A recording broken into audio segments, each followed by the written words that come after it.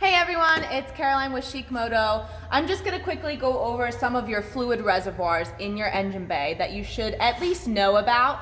It's very rare that you'll ever have to fill any of these reservoirs unless you have a leak, in which case you'll notice that on the bottom of the floor or if any of your indicators come on your dashboard.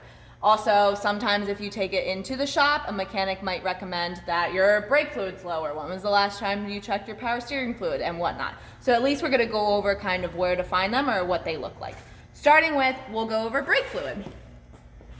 So your brake fluid is a pretty small reservoir, and normally on the cap, it will say brake fluid somewhere. Again, you're always going to want to check these reservoirs when your car is cold. Do not ever open these after you've been running because a lot of pressure builds up in there and they will pop. I'm sure you've seen that in many videos, and it's kind of funny, but it also hurts. So your brake fluids, normally it can be either right or left side, just depending on how your engine bay is set up. But that's the first one.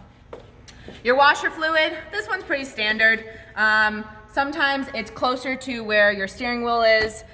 In this Jeep, it's set up a little bit in front of the engine bay. It really just depends on how your car's set up. But your washer fluid, you can technically check when your car's hot. That doesn't really do anything.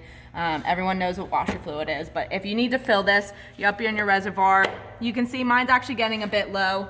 But you can have some, normally you have some graded areas on how high to fill them up. So I need some more washer fluid. Your engine coolant. Never, ever open this when it's hot because this will explode essentially.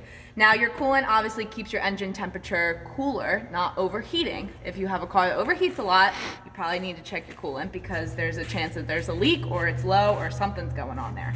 But your coolant, it's very rare that you're ever going to check or open or do anything with this reservoir, but at least you know where it is, especially if you have any overheating issues.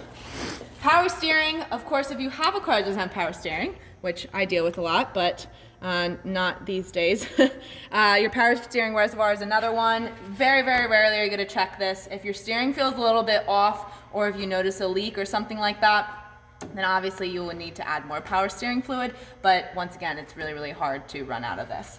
And of course, we went over your engine oil. That's another reservoir. You have the dipstick side, but then you also have where your engine oil goes in, the component side, which is on right over there. And for the most part with any of these reservoirs, I would recommend just using a funnel so you don't get liquid over everything. You also have transmission fluid, but that reservoir is very hard to get into, especially with newer cars when they have all of these compartments over top of it. But that's another fluid that you might want to check if you have 80,000 or 100,000 miles and you've never checked it before. But that's pretty much it on your fluids. I did some write-ups on the blog, so if you want to go into more detail, you can definitely read up on those. But those couple reservoirs, you should at least know where they are. So go find them in your car and let me know. Thanks.